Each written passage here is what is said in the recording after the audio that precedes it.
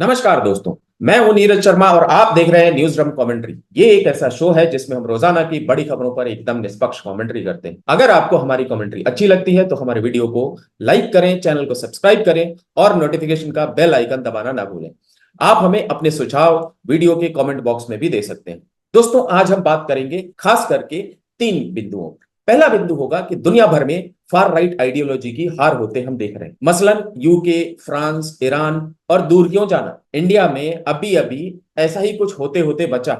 अब हम ये बात सोच सकते हैं कि क्या ये ग्लोबल पॉलिटिक्स के लिए कोई संकेत है, नई पॉलिटिक्स उभर रही हो दुनिया में, या फिर ये एक बस फेज। मेरे हिसाब से फेज है, क्योंकि इंडिया में तो फार राइट आइडियोलॉजी हारी नहीं, या राइट आइडियोलॉजी भी नहीं हारी। और अमेरिका में इस तरीके की बातें कही जा रही हैं कि अगर जो बाइडेन का कैंडिडेचर बना रहता है तो शायद डोनाल्ड ट्रंप वापस आ जाए, जो कि फिर से एक राइट आइडियोलॉजी के फॉलोअर। रही बात यूके और फ्रांस की, तो फ्रांस में आपको पता है कि पहले चरण के चुनाव में राइट आइडियोलॉजी आगे थी, दूसरे चरण में लेफ्ट आइडियोलॉजी आगे थी। बहरहाल इन दोनों में से किसी को भी बहुमत नहीं मिला है।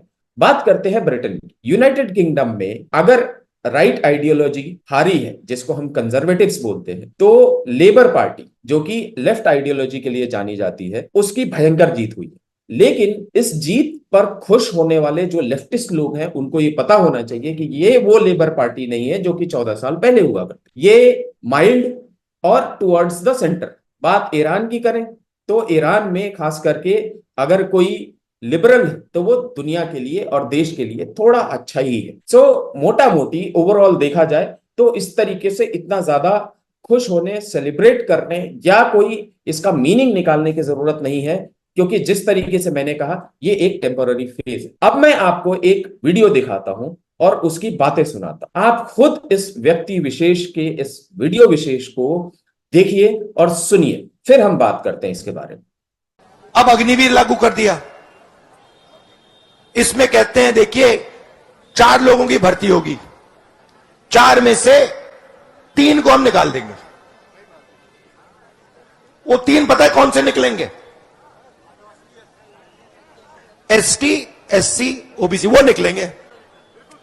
आप देख लेना।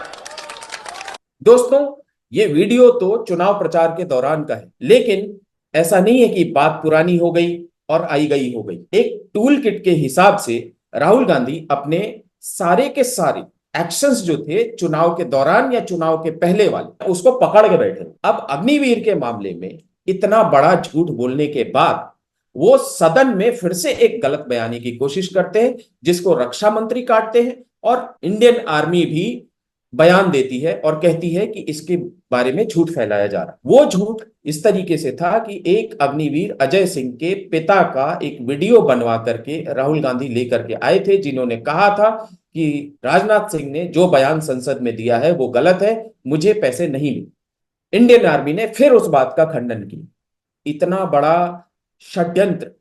और षड्यंत्र किस चीज का, साजिश किस चीज की? षड्यंत्र था एक जाति को दूसरे जाति से लड़ाना, एक वर्ग को दूसरे वर्ग से लड़ाना, उसमें इंडियन आर्मी का नाम घुसेड़े, उनके नाम का इस्तेमाल करना और फिर भी बच के निकल जाए। मैं थोड़ी देर में इस बात पर आऊंगा कि किस तरीके से ये बच के निकल जाएंगे।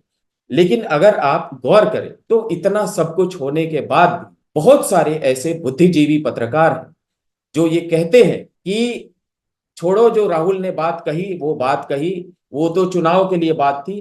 भाई, वो चुनाव के लिए बात थी तो उसको छोड़ देना चाहिए था। ये अभी जो सस्टेन्ड अटैक है इंडियन आर्मी पे, वो नहीं करते रहना चाहिए। और अगर आपने ये बात कभी बोली है और फिर आप बुद्धिजीवी पत्रकार होने के नाते आज इस बात पर चर्चा कर रहे हैं कि राहुल सही या आर्मी सही, तो फिर तो ना तो आप जर्नलिज्म कर रहे हैं और ना ही देश का कुछ भला कर रहे हैं। आप प्योर प्ले दलाली कर रहे हैं। अब हम बात करते हैं किस तरीके से राहुल इससे बचकर निकल जाए। दोस्तों, आपको मालूम होगा कि कांग्रेस हमेशा ही एक होली फिगर वाली पॉलिटिक्स पे यकीन करती है। कांग्रेस में आज की डेट में वो होली फिगर सोनिया गांधी। सोनिया गांधी के अगेंस्ट नरेंद्र मोदी ने अभी राज्यसभा के अपने आखिरी भाषण में जो सत्ता का कंट्रोल था वो 10 जनपद में था या कहीं और था। प्रधानमंत्री जी ने यह कहा कि कहीं और से संचालित होता था। इतना कहना भर था कि कांग्रेस और पूरा का पूरा अपोजिशन बवाल मचाना चालू कर दिया और कुछ देर के बाद ये सब वहां से बहिष्कार करके निकल गए।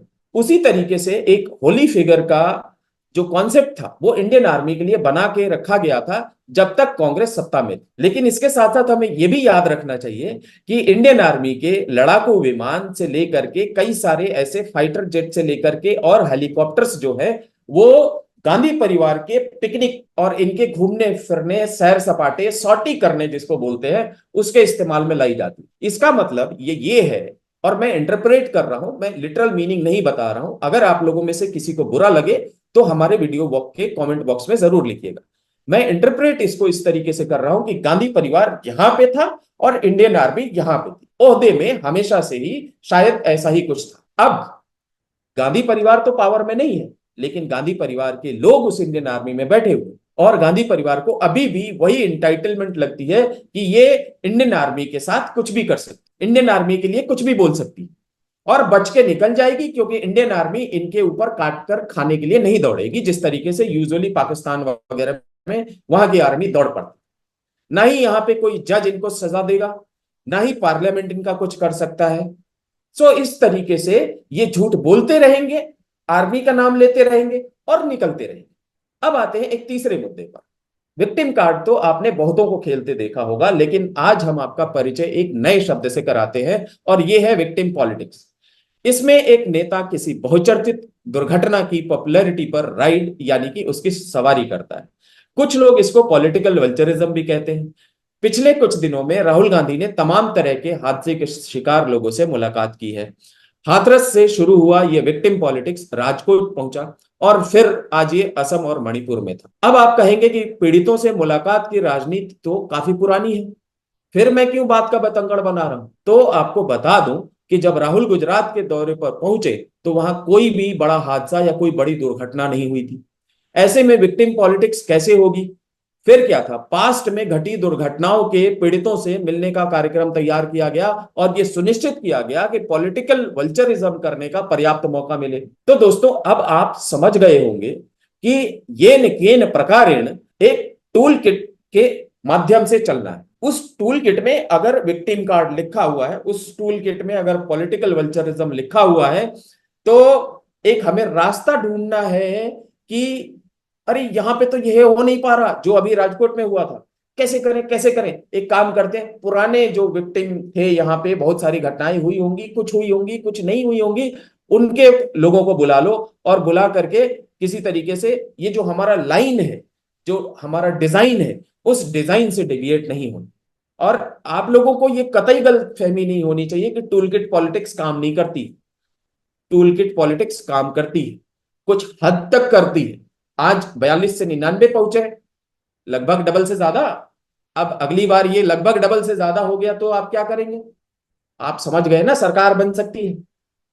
दोस्तों इस टूल किट का एक और नुकसान ये है कि कई बार गरीब आदमी या लोअर मिडिल क्लास का आदमी जिसको पैसे की जरूरत है या फ्यूचर में पैसे की जरूरत है, जिसकी वजह से लोग इंश्योरेंस कराते हैं, वो शायद किसी बड़ी दुर्घटना में मारे जाने की ख्वाहिश करने लगे, जिससे 10 लाख 20 लाख 25 लाख 50 लाख या कई बार 1 करोड़ रुपए, जैसे कि अभी वैष्णो देवी जा रहे कुछ श्रद्धालुओं के परिजनों को मिले होंगे।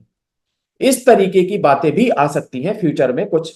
क्या ये भी एक टूल किट का हिस्सा है? लगता तो ऐसा ही है, क्योंकि हमने और आपने अच्छी तरीके से गौर किया है कि जब भी इस तरीके की कोई भी पॉलिटिकल वल्चरिज्म का केस होता है तो वो वहीं पे होता है जहां पे एनडीए या बीजेपी की सरकारें शासन में है या फिर जहां पे सेंट्रल गवर्नमेंट को घेरा जा सकता है। अदरवाइज ये पॉलिटिकल वल्चरिज्म होता ही नहीं। समझ लीजिए आंख बूंद करके रखते हैं, उधर कुछ दिखता ही नहीं। अब इस तरीके की चीजें होंगी तो एक चीज मैं आपको बताना भूल गया, आपने कभी राहुल गांधी को इतना सॉफ्टली बोलते देखा है जितना कि वो हाथरस में बोल रहे थे? हाथरस में वो लगभग गिड़गिड़ा रहे थे, योगी से यूं कह रहे थे कि आदरणीय श्री योगी जी, मैं आपका हाथ जोड़ करके विनती करता हूं कि आप यहाँ पे जो आपने सहायता राशि प्रदान की है लोगों को, वो आप थोड़ा सा बढ़ा दें, मुआवजे की राशि थोड़ी सी बढ़ा दें। ये बात क्या वो कांग्रेस शासित प्रदेशों में, खास करके कर्नाटका, हिमाचल या तेलंगाना में जाके बोल सकते हैं? सबसे पहले तो वो वहां जाएंगे नहीं, और जाएंगे भी तो नहीं बोल पाएंगे, क्योंकि वहां पे देने के लिए पैसे नहीं, सब तो आपने प्रियंका गांधी वाड्रा के फ्रीबीज वाले स्कीम में बांट रखे, तो कहां से आप देंगे ये सब चीजें? तो इसलिए मेरी तरफ से मैं ये आशंका जता रहा हूं कि हो ना हो कई लोग इस तरीके का विश करने लगे कि किसी बड़ी घटना में, दुर्घटना में उनकी मौत हो जाए और उनके परिजनों को ज्यादा से ज्यादा पैसे मिले।